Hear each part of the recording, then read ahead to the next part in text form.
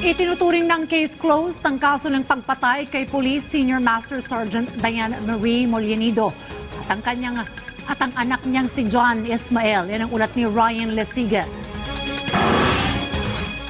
Konsehan sa pera ang nakikitang dahilan ng mga otoridad kung bakit pinatay ang mag-inang sina Police Senior Master Sergeant Diane Molinito at anak nito na si John Ismael. Ayon kay QCPD Director Police Colonel Randy Glenn Silvio, matagal pinagplanuhan ang pagpatay sa mag-ina. Ang itinuturong mastermind sa krimen, ang mag-asawang sina Pia at Christian Panganiban na inaanak sa kasal ng biktima.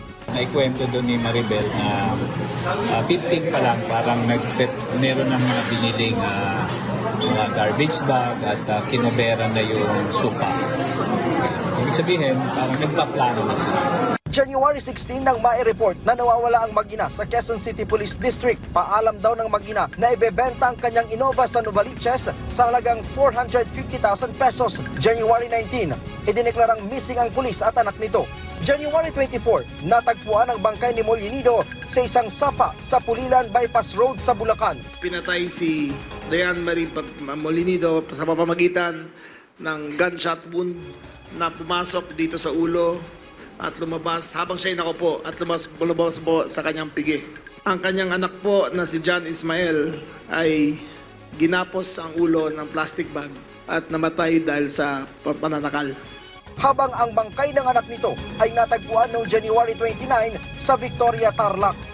Mahirap po sa paniwalaan kung paano nangyari to, pero pagkatapos mangyari, isinakay po sa kotse ang dalawang katawan kasama ang anak ni Pia Panginiban at Christian Suarez Panginiban at Hill Valdemoro.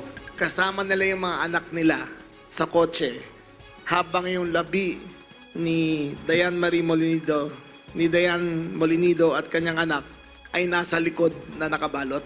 Sa inisyal na investigasyon, pinaslang ang mag-ina dahil sa interes ng mga sospek sa pera na nagkakahalaga ng 1 milyong piso. Mula ito sa 550,000 pesos na down payment at 450,000 pesos na pinagbentahan sa Innova.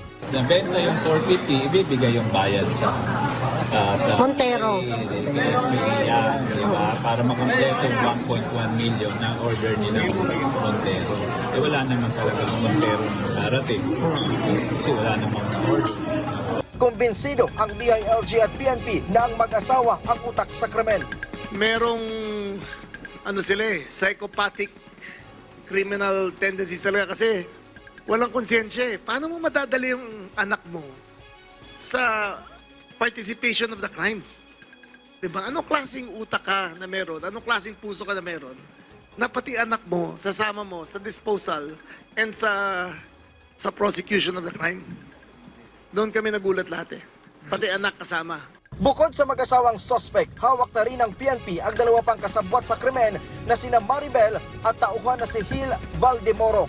Dahil all accounted na ang apat na suspect sa krimen, sabi ng DILG, case closed na ang kaso. Inaasahan na rin may sasampa ang patong-patong na reklamo laban sa mga suspect sa mga susunod na araw. Samantala, nananatili namang person of interest o POI ang asawa ng biktima na si Police Senior Master Sergeant John Molinito.